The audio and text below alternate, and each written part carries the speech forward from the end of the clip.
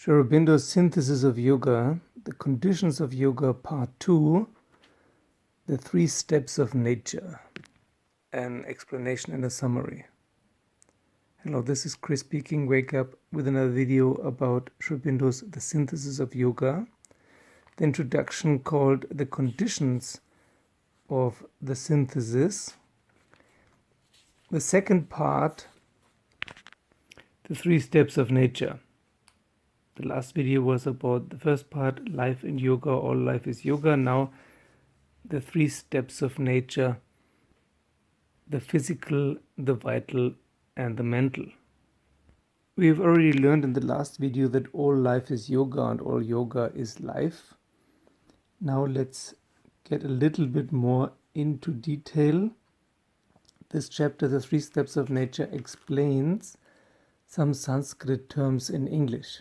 He writes that only the Sanskrit language is equipped to deal with the subtle differences.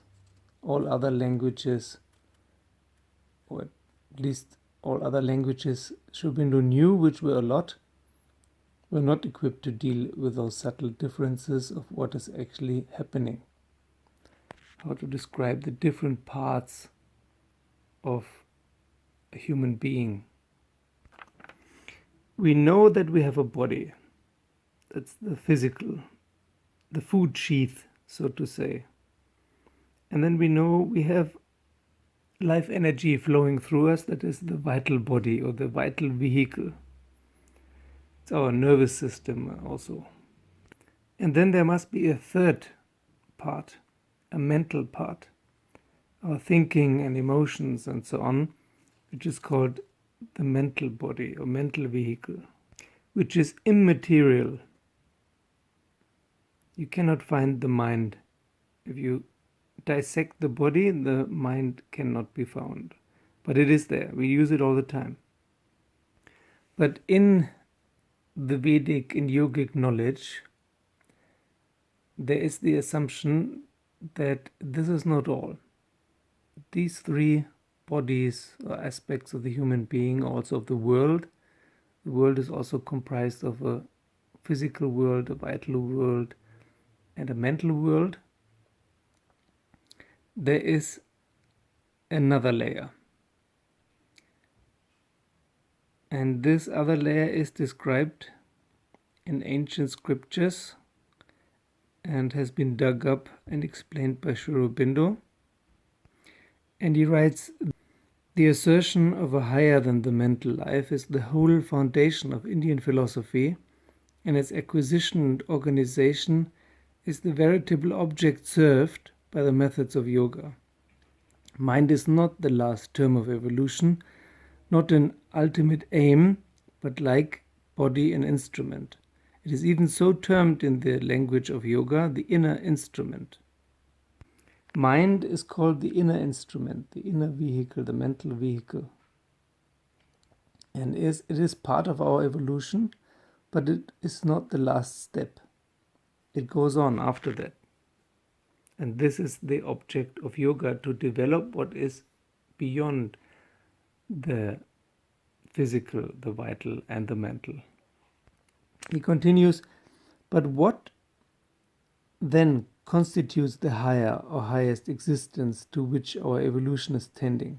In order to answer the question, we have to deal with a class of supreme experiences, a class of unusual conceptions, which it is difficult to represent accurately in any other language than the Sanskrit tongue, in which alone they have been to some extent systematized.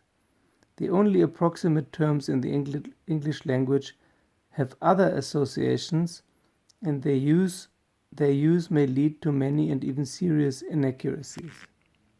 So in the Sanskrit language, which is very old, there has been the science of yoga in which many yogins have experienced and researched what the human being is, what the human mind is, what life energy is, what the body is, what the world is.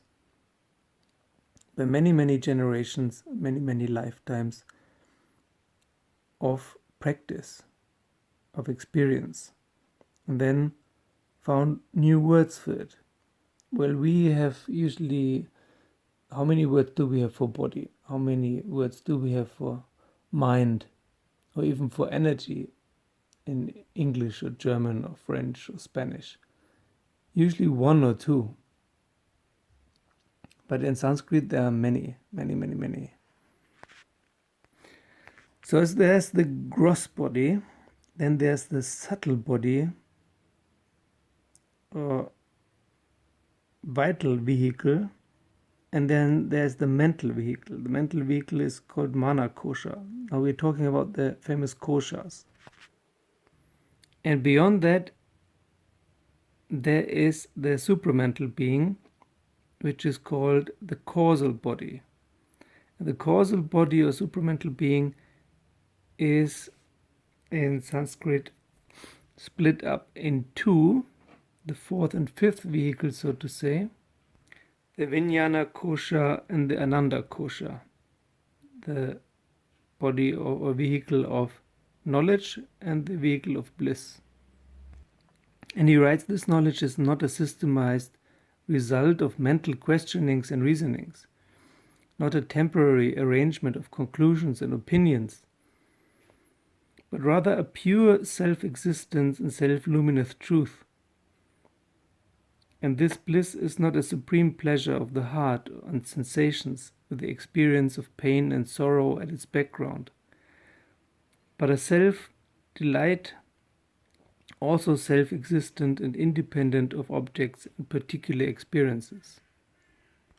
So it is a connection to the infinite, to the divine. It does not come from mental thinking. It is not a theoretical body of knowledge. It's an experiential body of knowledge once you connect to the divine, to the infinite,